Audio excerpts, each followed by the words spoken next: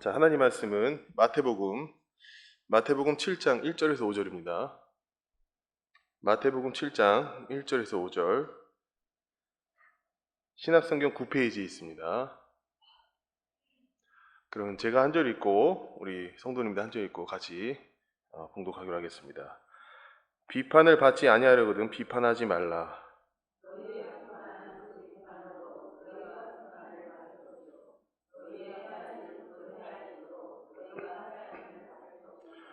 어찌하여 형제의 눈 속에 있는 티는 보고 내 눈 속에 있는 들보는 깨닫지 못하느냐.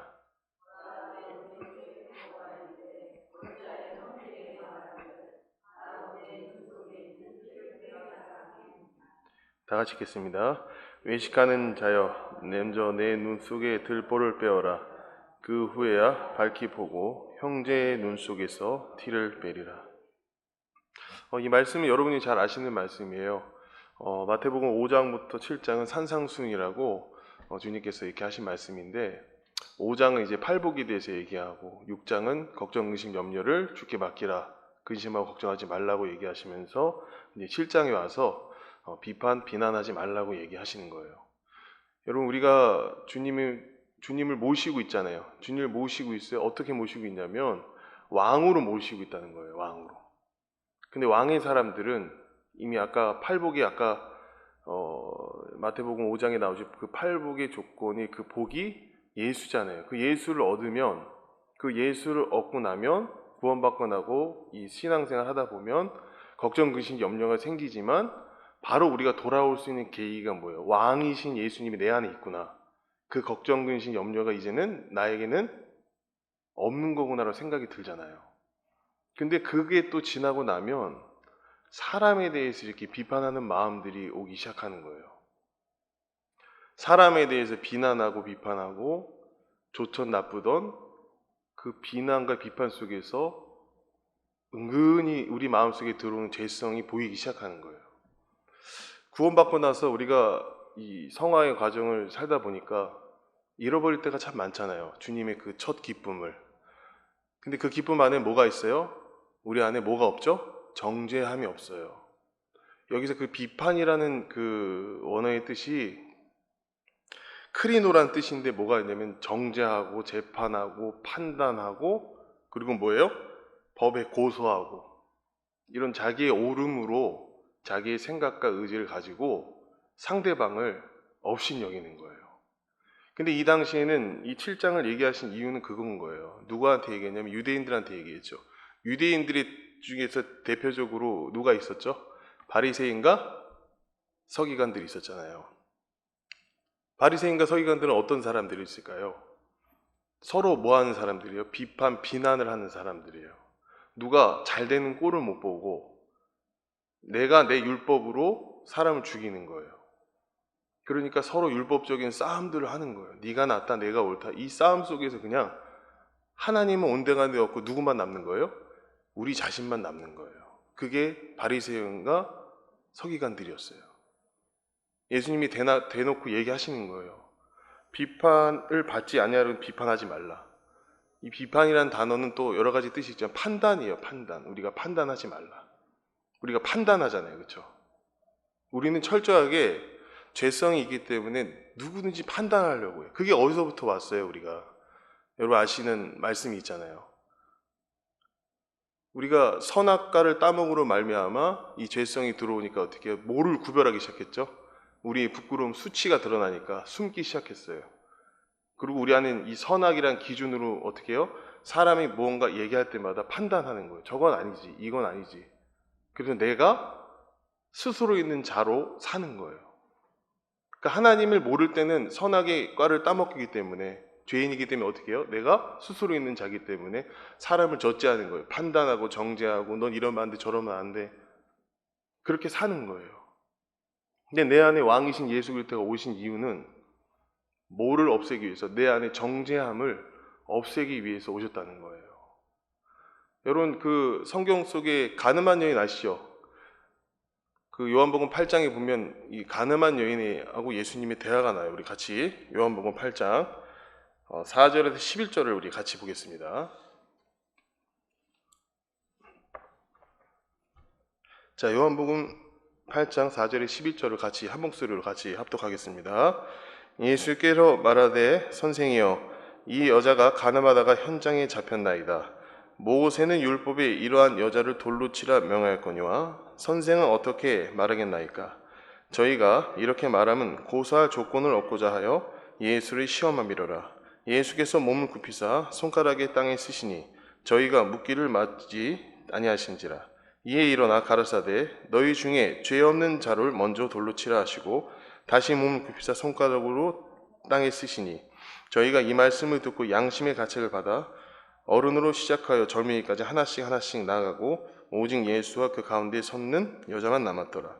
예수께서 일어나사 여자 외에 아무도 없는 것을 보시고 이르시되 여자여 너를 고소하던 그들이 어디 있느냐? 너를 정죄한 자가 없느냐?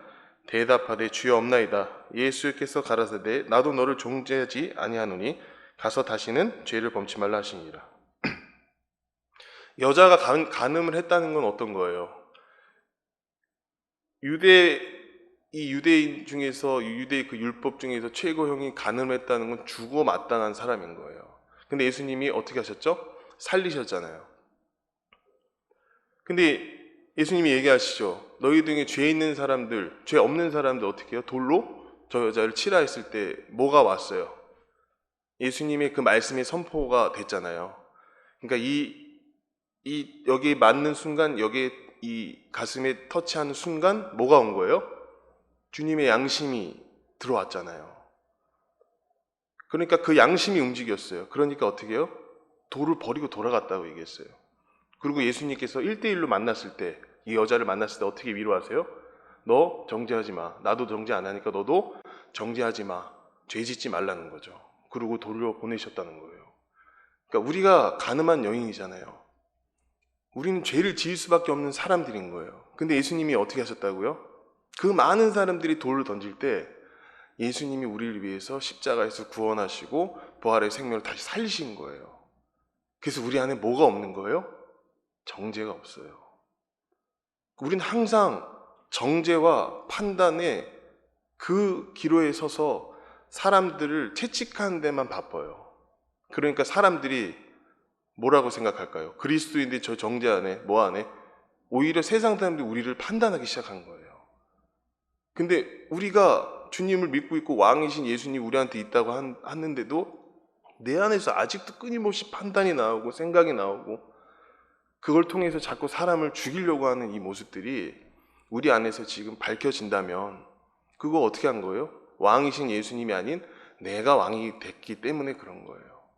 그래서 그걸 어떻게 해야 된다고요? 가지고 십자가에서 주님과 함께 죽음과 부활을 통해서 어떻게 해요? 다시 승리하는 삶으로 가시는 거예요. 오해하시면 안 돼요. 정죄가 주는 기쁨이 뭔지 아세요? 정죄가 주는 기쁨은 없어요. 근데 그 정죄를 통해서 주님을 알게 하는 기쁨이 있어요. 우리 안에 왕이신 예수님이 너가 그 정죄함을 어떻게 해요? 누굴 드러나게 하는 거죠? 나를 드러나게 하는 거예요. 내가 드러날 때마다 주님을 바라볼 수밖에 없게끔 우리는 설계가 돼 있어요. 우리는 어떤 사람이라고요?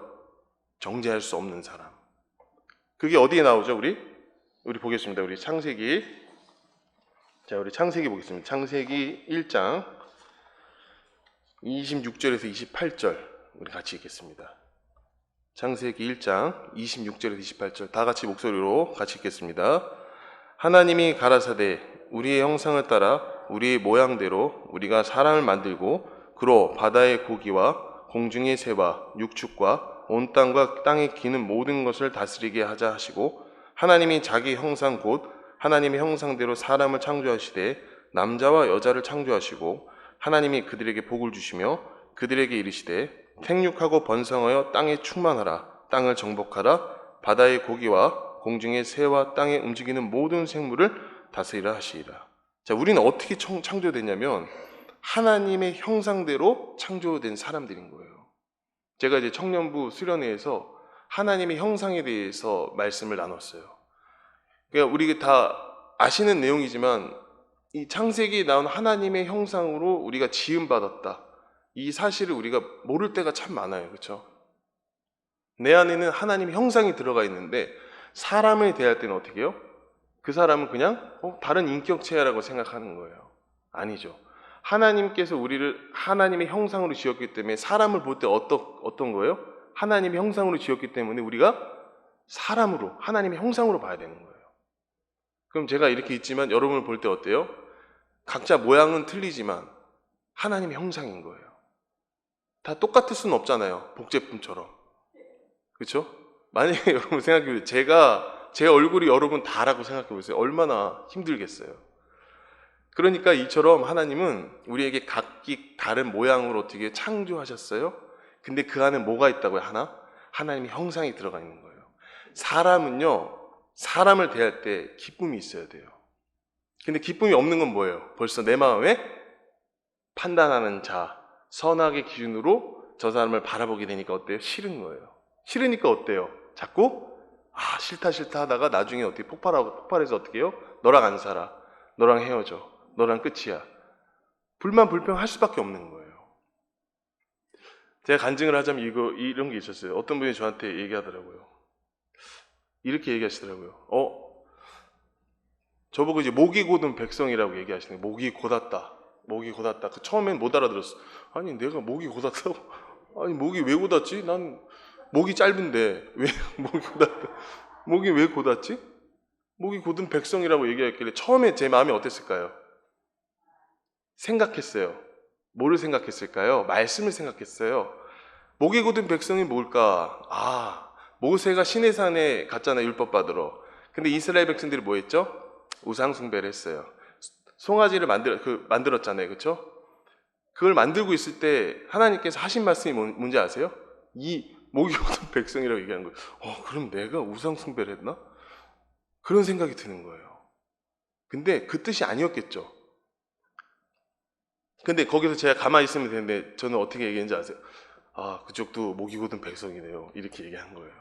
목이 곧은 백성이네요. 왜 그랬을까요? 지고 싶지 않았어. 자존심 때문에. 아니 그깟 그거 수용하면 되는데 얘기하는 거예요. 그쪽도 목이 곧은 백성이시네요. 근데 그거 아시죠? 똑같아요. 목이 곧은 백성인 건 똑같고요. 사람인 건 똑같아요. 사람 대 사람은 목이 곧나 짧으나 똑같아요. 사람의 모양은 뭐다요? 하나님의 형상으로 만들어졌기 때문에 그런 거예요. 목이 곧은 백성이 필요 없는 거예요. 그냥 있는 그대로 인정해주면 되는 거예요. 그 인정받기 싫어서 저도 어떻게 해요? 비판하고 비난받은 이 마음속에 있는 게 딱 건드려지니까 오는 거예요. 저 사람들 티를 내가 한번 건드려 볼까? 또 똑같이 뱉는 거예요. 이게 우리 모습인 거예요. 여러분들 이렇게 오해할 수 있어요. 아니 목사라는 사람이 무슨 저렇게 속이 좁아. 근데 사람은 다 똑같더라고요. 목사나 뭐 성직자나 뭐 집사나 다 할 거 없이 사람은 똑같아요. 본질상 진노에 뭐였다고요? 자녀였잖아요. 근데 이 안에 뭐가 들어왔다고요? 선악의 기준이 들어오니까 사람을 판단하는 건 똑같다는 거예요. 근데 하나님의 형상으로 만들어준 우리는 감사하게도 예수님께서 십자가에서 죽음과 부활을 통해서 우리에게 주신 게 뭐예요? 왕이신 예수님이 이렇게 오셨다는 거예요. 제가 이제 청년 때 이제 신학교를 다녔잖아요. 그때 참 그 공동체에 이렇게 생활하면서 느꼈던 게 뭐냐면 저런 어떠한 메시지가 있구나. 어떤 분이 설교를 하는데 이렇게 하는 거예요. 손가락을 이렇게 보세요 하면 이제 여러분이 하시는 거예요. 해보시겠어요? 이렇게? 자, 이게 5손가락이잖아요. 그렇죠? 근데 어때요? 그냥 이렇게 하면 주먹 젖어요. 그렇죠? 근데 왕이신 예수님이 한 번 만나주는 거예요. 이렇게 손가락을. 하나 만나고 2번 만나고 3번 만나고 4번 만나는 거예요. 그러니까 주님은 항상 만나길 원하시는 거예요. 보세요. 엄지를 빼보십시오. 엄지를 이렇게 넣어보실래요? 그럼 한번 만나보세요. 만나요? 이렇게 만나시나요? 엄지이신 예수 그리스도가 여러분을 만나 주셔야 돼요. 이렇게 하나, 둘, 셋, 넷. 그래서 머리이신 예수님이 우리 지체잖아요. 머리이신 예수님이 있어야 생명이 공급되잖아요. 요한복음 15장에 여러분 아시는 말씀이죠. 나는 나무니 너희는 가지라고 얘기하잖아요. 포도나무이신 예수님이 생명의 근원이신 예수님이 그 생명나무에 박히신 그 예수님이 이렇게 딱 계셔야지 우리가 가지로서 역할을 하는 거예요.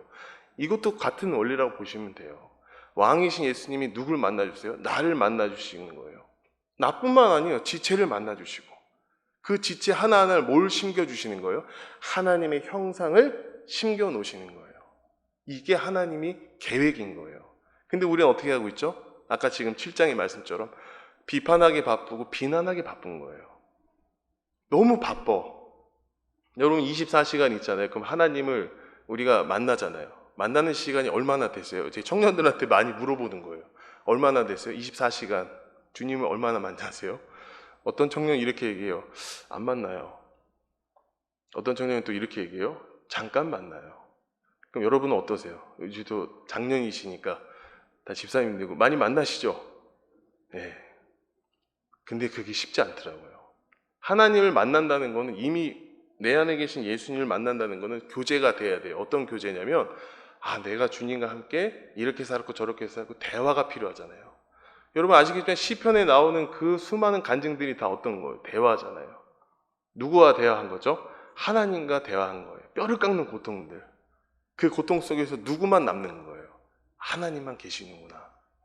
그러니까 그게 우리에게 실제가 되기 위해서 뭐를 허락하셨다? 고난을 허락한 거예요. 그러니까 고난에 참여함은 우리에게 실제가 되게 하는 과정이다라는 거예요.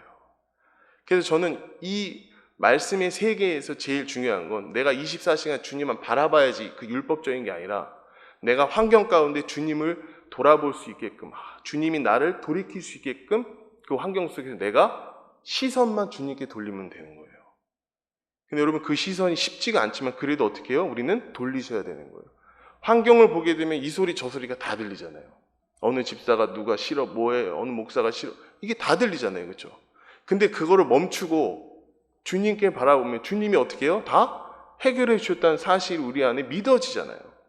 믿음은 뭐라고 얘기하셨죠? 들으면서 난다고 얘기하잖아요. 우리가 말씀을 듣는 것도 중요하지만 교제하는 것도 참 중요하다고 저는 생각이 돼요. 여러분 교제하시죠? 그 교제 가운데 뭐를 나눠야 되냐면 내가 어떤 사람을 판단해서 이렇게 죽였더라가 아니라 그 판단에 했던 그 모습들이 나에게는 어떤 영양분이 되었는가, 어떻게 실제가 되었는가를 같이 나누는 거예요. 그래서 그랬을 때 어떻게 해요? 내가 하나님께 가고자 하는 것들이 뭐 때문에 방해 요소가 있구나 서로 나누다 보면 뭐가 해결이 될까요?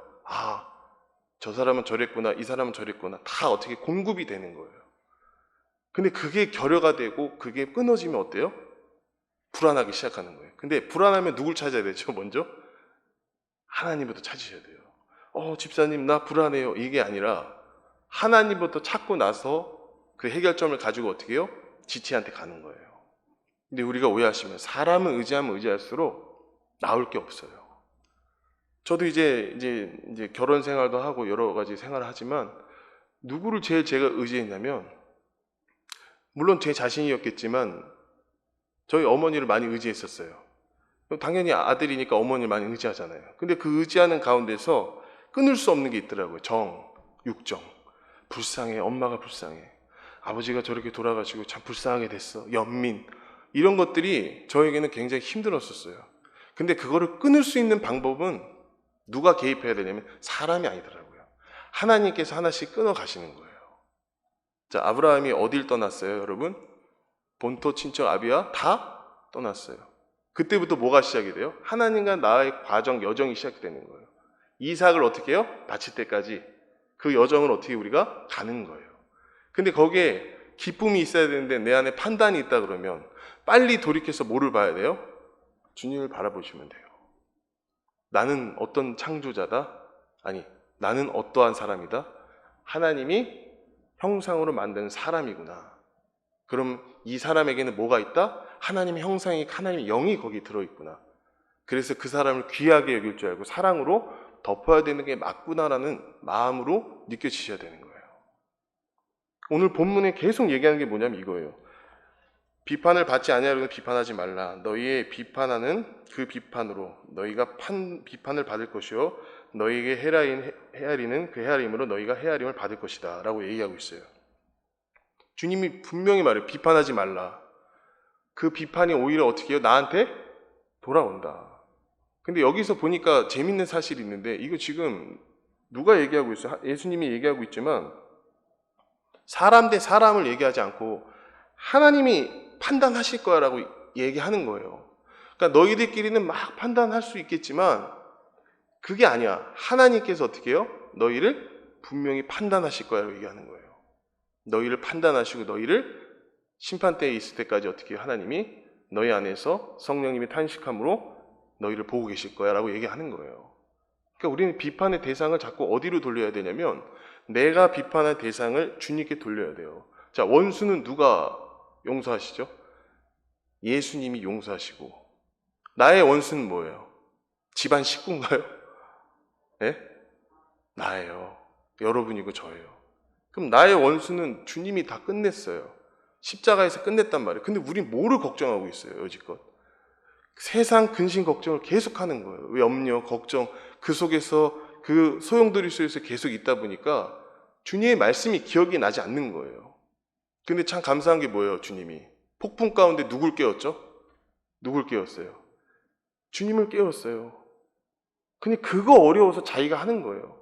주님 바로 옆에 있고 내 안에 있는데도 주님, 나 어떻게 해요? 이 한마디가 어려워서 환경 가운데서 세상 사람들과 싸우고 있는 거예요. 그 모습을 보고 계시는 주님은 어떻게 하신다고요? 기다리고 계시는 거예요. 언제? 네가 포기할 때까지. 네가 뭐를 포기할 때까지? 환경과 모든 것들을 포기할 때까지 기다려주시는 주님인 거예요. 그 주님을 지금 계속해서 우리가 깨우시고 이렇게 세워달라고 얘기하셔야 되는데 어느 순간에 내 머릿속에 선악의 기준으로 사람을 죽이고 있다는 그 죄책감이 있는 거예요. 그러니까 사람이 죄책감에 있다 보면 어때요?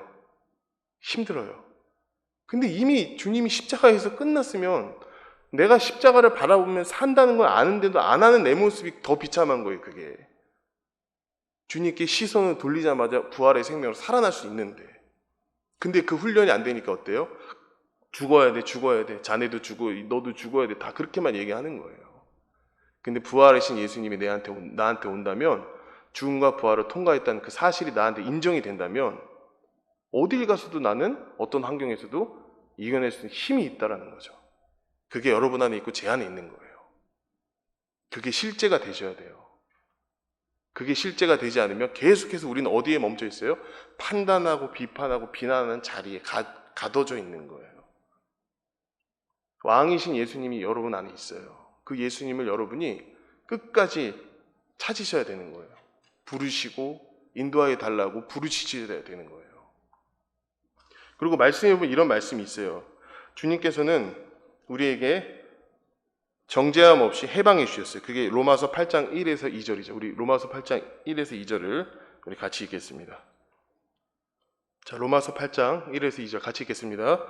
그러므로 이제 그리스도 예수 안에 있는 자에게는 결코 정죄함이 없나니 이는 그리스도 예수 안에 있는 생명의 성령의 법이 죄와 사망의 법에서 너를 해방하였습니다. 뭐라고 얘기하시죠? 죄와 사망의 법에서 해방했대요. 이론은 알고 있잖아요. 그렇죠? 이거 너무 중요한 말씀이잖아요. 그러니까 사망에서 생명으로 옮겨진 사실을 인정하는 거잖아요. 그런데 아직도 나는 사망에서 생명으로 옮겨졌는데 내 안에 정죄함이 있는 거예요. 누구한테 정죄함이 있을까요? 옛날에 당했던 것들, 옛날의 추억들, 옛자에 속아서 계속해서 거기에 머물고 있는 내 모습, 여러분 모습 본 적 있잖아요. 그 쓴뿌리, 그거 올라올 때마다 어떻게 해요? 아우, 화가 나고 승질이 나고. 저는 제가 그 결혼 생활을 하다 보니까 애가 있으니까 애를 볼 때마다 뭘 느끼냐면 진짜 저를 봐요. 애를 볼 때마다. 애가 성질 내는 거나 이런 게 보통이 아닌 거예요. 6살이긴 한데 자꾸 이 정죄감을 만드는 거죠, 아이가. 내가 정죄할 수 있게끔. 근데 그걸 자꾸 투사를 하고 투영을 해보니까 결국에는 문제는 뭐냐? 그 유전이라는 게 무서워요. 그 유전에 욱하는 거 있잖아요. 저희 아버지 때부터 물려오는 그 욱, 이 친구도 욱을 해버리는 거예요. 이게 이 3대가 흘러오는 이 저주의 어떤 욱한 이 기질들을 그걸 왜 보게 하시는가? 괴로워요. 괴롭지 않으세요, 여러분? 자기 자식이 똑같은 죄를 버물리고 있어요. 이스라엘 백성들이 출애굽하고 나서 광야 생활 지나고 나서 가나안 땅 들어갔어요. 거기서 평온할 줄 알았잖아요. 근데 그 세대가 더 악하다 그랬거든요. 그럼 계속해서 세대마다 악한 거예요. 그럼 이 아이가 나한테 보여주고 하려는 게 뭘까? 주님이 정죄. 똑같이 하는 거예요. 너무 충격이었어요. 내가 소리 지르면 얘는 2배, 3배로 소리 지르고 있고 난리가 난 거예요. 아이를 통해서 배운다는 게 이거구나. 그러니까 제가 하나님의 아버지잖아요. 아버지의 마음 아는 거예요. 우리가 땡깡 쓰잖아요. 하나님께 이게 안 돼, 화내고 막. 근데 하나님 어떻게 해요? 그냥 끄덕이고 계시고 기다려주시고. 여러분 그렇게 살아셨잖아요. 여기 보면 60, 70대 계시고 뭐 계시지만 어때요? 그렇게 인생을 사시니까 이제야 아버지의 마음을 알잖아요. 이 고난을 통과할 때마다 아버지의 마음을 알게 하시는 거예요. 하나님이 일하심을 알게 하시는 거예요. 그게 우리 공동체에 주님이 주시는 축복인 거예요. 알아가는 거. 주님을 알아가면 알아갈수록 뭐예요? 이전 것 지나 보라 새 것이 되었다는 그 마음으로 내가 새 영을 받아서 산다는 게 확증이 되는 거예요. 점점 그 지경이 넓어져서 어떻게 해요? 주님과 같이 인격화되는 거예요. 근데 어떤 사람은 이렇게 얘기할 수 있어요. 어떻게 그게 될 수 있어? 어떻게 인격으로 그게 인본주의야? 물론 그럴 수 있어요. 인정해요. 하지만 우리가 그거를 어떤 행위가 아닌 믿음 안에서 믿음에서 믿음으로 순종으로 가다 보면 주님이 하신 흔적들이 있는 거예요. 그거 보고서 가는 거예요. 내가 한 게 아니라 주님이 하셨다는 사실들을 인정하고 가는 거예요. 계속해서. 왜? 우리는 사망의 법에서 생명의 법으로 옮겨진 사람들이기 때문에 그런 거예요. 진짜 죄악 중에 괴수. 바울의 고백이잖아. 죄인 중에 괴수다. 나는 배설물같이 여긴다. 이 고백이 나올 때까지 수많은 고난을 허락하신 이유는 그 고백을 통해서 하나님이 하고 계시구나. 하나님밖에 없구나. 예수님밖에 없구나. 나를 살리신 분은 예수님밖에 없구나라는 걸 알기 시작하는 거예요. 계속해서. 그 연단을 통해서. 때론 괴롭고 힘들지만 그게 없으면 안 돼요. 히브리서에 나오잖아요. 그게 없으면, 그 징계가 없으면 뭐라고 얘기해요? 사생자요. 여러분 그 징계가 없으면 사생자인 거예요. 그래서 뭐 내일부터 찔르라는 얘기가 아니에요. 너 고난 안 받았지. 너 고난 받아야지. 이게 아니라 각자 주어진 분량이 틀린 거예요. 그 고난 속에서 뭐를 찾아야 돼요? 진정한 주님이 요구하신 하나님의 일이 무엇인가에 대해서 궁금하시고 그걸 찾아가는 게 바로 인생인 거죠. 하나님이 나를 위해서 이렇게 사랑해 주셨고 뭘 해주셨구나. 그리고 또 말씀이 뭐라고 얘기했냐면 요한복음 3장 17절에서 18절을 같이 읽겠습니다. 요한복음 3장 17, 18절 같이 읽겠습니다. 하나님이 그 아들을 세상에 보내신 것은 세상을 심판하라 하심이 아니요 저로 말미암아 세상이 구원을 받게 하라 하심이니라. 저를 믿는 자는 심판을 받지 아니한 것이요 믿지 아니하는 자는 하나님의 독생자 이름을 믿지 아니함으로 벌써 심판을 받은 것이라. 자, 여기서 니고데모와 대화를 통해서 3장 16장은 우리가 너무나 잘 아시는 말씀이지만 11절에 이렇게 얘기하고 있어요. 하나님이 그 아들을 세상에 보낸 것은 세상을 심판하라 하심이 아니요 저로 말미암아 세상이 구원을 받게 하라 하심이라. 그 아들을 세상에 보낸 것은 세상을 심판하러 오신 게 아니에요. 뭐를 받기 위해서? 구원을 받기 위해서 하는 거예요. 그러니까 하나님의 왕으로 오신 목적은 여러분을 심판하러 오신 게 아니라 뭐예요? 구원을 얻게 하시는 거예요. 믿으시죠? 그게 실제가 되셔야 돼요. 나를 심판의 주님을 보게 하는 게 아니라 나를 살려내는 영, 그 생명이신 예수님이 나한테 왔구나, 왕이신 예수님이 나한테 왔구나, 그걸 내가 감사하면서 살아야 되는 거라는 것을 우리가 실제적으로 계속해서 경험해 나가는 거예요. 그걸 통해서 뭐가 얻어지는 거예요? 내 안에 신뢰, 주님과의 신뢰가 얻어지는 거예요. 자, 그리고 보겠습니다. 우리가 이제 여기서 나오는 그 비판, 형제를 어떻게 해요? 판단하지 말라. 형제를 어떻게 해요? 이 3절에 보면 3절에서 우리 4절 같이 보겠습니다. 우리 다시 본문으로 돌아와서 3절 4절을 우리 같이 읽겠습니다. 어찌하여 형제의 눈 속에 있는 티는 보고 내 눈 속에 있는 들보는 깨닫지 못하느냐. 보라, 내 눈 속에 들보가 있는데 어찌하여 형제에게 말하기를 나로 내 눈 속에 있는 티를 빼게 하라 하겠느냐라고 되어 있어요. 여러분 이제 눈이 보면 눈이 있잖아요. 우리 눈이 어떤 목사님이 하신 말씀인데 공감이 되더라고요. 요만한 먼지가 들어갔어요. 그럼 예를 들어 얘기할게요. 그 눈썹 있죠. 눈썹 여기 이 눈꺼풀 이 눈이 여기 이 눈썹이 들어갔어요. 이걸 계속 어떻게 해요? 빼야 되잖아요. 그렇죠? 이게 티잖아요. 이걸 어떻게 계속 빼야 되냐? 안 빼면 어떻게 돼요? 계속 눈이 따갑잖아요. 이거를 빼야 돼. 그러니까 우리 조그마한 진짜 이 먼지 같은 게 들어가도 이렇게 눈이 막 이렇게 하는데 어떻게 다른 형제에 있는 티를 생각하고 들보를 생각할 수가 있어요. 우리 거 빼나 바빠야죠. 우리 거 빼야죠. 이걸 빼서 어떻게 해요? 주님께 갖다 드려야죠. 주님 같이 교제하고 씻어야죠.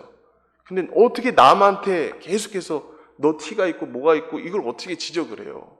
그건 나의 옳음이고 나의 판단이고 선악의 기준으로 사람을 정죄하는 거예요. 오로지 주님은 뭐라고 얘기하시냐면 너의 티를 빼고 나서 그리고 나서 그게 뭐예요? 너의 티를 빼고 난다는 건 뭐예요? 주님과 교제하고 연합한 이후에 형제로한테 가서 권면해라 이거예요. 예수님은 여러분한테 저한테 권면하라고 얘기했지 정죄하라고 하지 않으셨어요. 자, 형제가 만약에 범죄하거든 뭐예요? 처음에 뭐예요? 몇 명이에요? 한 사람, 그 다음 몇 명이에요? 두 사람, 그 다음 몇 명이에요? 세 사람이 가서 어떻게 해요? 교제하는 거예요. 근데 내 눈에 있는 티를 빼야지. 내 눈의 죄성을 빼야지. 주님께 빼서 주님께 드려서 해결받았으면 그때 내 마음이 어떻게 해요? 정죄함에서 생명으로 옮겨졌잖아요. 그럼 그 사람 볼 때 어떻게 해요? 하나님 형상으로 보이는 거예요. 그게 주님이 우리에게 하시고 싶은 얘기인 거예요. 그리고 로마서에 보면 이렇게 나와 있어요. 로마서 2장 1절에서 3절을 같이 읽겠습니다. 로마서 2장 1절에서 3절 같이 읽겠습니다. 그러므로 남을 판단하는 사람아, 물론 누구든지 내가 핑계치 못할 것은 남을 판단하는 것으로 내가 내를 정죄하니니 판단하는 내가 같은 일을 행함이라. 이런 일을 행하는 자에게 하나님의 판단이 진리대로 되는 줄 우리가 아노라. 이런 일을 행하는 자를 판단하고도 같은 일을 행하는 사람아, 내가 하나님의 판단을 피할 줄로 생각하느냐. 내가 형제한테 판단하면 그 판단이 어떻게 해요? 누구한테 상달이 되는 거예요. 하나님께 상달이고 하나님 뭐 하신다고요? 판단하시는 거예요. 그게 어디 나오면 이게 나와 있어요. 우리 로마서 14장 10절 보겠습니다. 로마서 14장 10절 우리 다 같이 읽겠습니다. 내가 어찌하여 내 형제를 판단하느뇨? 어찌하여 내 형제를 업신 여기느뇨? 우리가 다 하나님의 심판대 앞에 서리라고 되어 있어요. 내가 판단하고 내가 싫어하고 이런 거 나중에 되면 우리가 하나님 앞에 쓰는 거예요. 심판대 앞에 서서 뭐라고 얘기하실 거예요? 아, 주님, 내가 이 사람을 용서하지 않았어요. 이거 안 통한다는 얘기죠. 그럼 그 전에 살아있을 때 하나님의 형상으로 된 사람들을 어떻게 해요? 마음속에 품는 거예요. 빌립보서에 나오죠. 무슨 마음을 품으라고 얘기해요? 그리스도의 마음을 품으라고. 그럼 그 마음을 품었을 때 서로가 뭐 하는 거예요? 서로 교제할 수 있어요. 사랑으로. 그러니까 내 티를 빼야 돼요. 내 어떠한 기준, 내 생각, 내 선악의 어떤 모든 것들을 주님께 내려놓아야 돼요. 이게 훈련이 되면 나중에는 저 사람이 뭐라고 한들 사랑으로 품을 수밖에 없게 되는 거예요. 왜? 우리는 뭐로 창조되어 있다고요? 하나님의 형상으로 창조되어 있기 때문에 그런 거예요. 여러분, 하나님의 형상인 사람들끼리 모여서 누구를 기뻐해야 되냐면 하나님을 기뻐해야 되고 하나님을 높이 세워가야 되는 거예요. 근데 그게 원칙인데 인간인지라 연민 때문에 정 때문에 판단하려고 하고 내 생각으로 옮기려고 하고 이런 습관들이 있다는 거예요. 그럼 이거를 계속해서 주님께 해결을 받으셔야죠. 이런 자범죄들은 얘기하잖아요. 이 자범죄 얘기하시죠. 요한일서 1장 9절에 뭐라고 얘기했어요? 죄를 자백하면 하나님이 미쁘신데 여긴다고 얘기하시잖아요. 자백하면. 그러니까 그런 부분을 자꾸 우리가 연결해서 가져가야 되는 거예요. 근데 여러분 감사하게도 우리는 하나님께서 또 뭐라고 얘기하시면 이렇게 또 얘기하세요. 어떻게 얘기하냐면 심판대에 우리가 물론 있지만 이렇게 얘기하세요. 로마서 14장 7에서 8절을 보면 이렇게 얘기해요. 우리 다 같이 읽겠습니다. 로마서 14장 7절에서 8절입니다. 자, 화면에 있습니다. 같이 읽겠습니다. 우리 중에 누구든지 자기를 위하여 사는 자가 없고 자기를 위하여 죽는 자도 없도다. 우리가 살아도 주를 위하여 살고 죽어도 주를 위하여 죽나니 그러므로 사나 죽으나 우리가 저는 이게 참 감사했어요. 사나 죽으나 뭐라고요? 주의 것이래요. 사나 죽으나 주의 것. 내가 사나 죽으나 여러분이 사나 죽으나 우리는 주의 것이에요. 그러면 마지막으로 보면 이렇게 나와 있거든요. 구약에는 이걸 어떻게 표현하냐면 이렇게 얘기하고 있어요. 구약에 보면 이사야서 43장 1절을 같이 보겠습니다. 이사야서 43장 1절을 우리 같이 읽겠습니다. 다 같이 읽겠습니다. 야곱아, 너를 창조하신 여호와께서 이제 말씀하시니라. 이스라엘아, 너를 조성하신 자가 이제 말씀하시니라. 너는 두려워 말라. 내가 너를 구속하였고 내가 너를 지명하여 불렀나니 너는 뭐라고요? 내 것이라.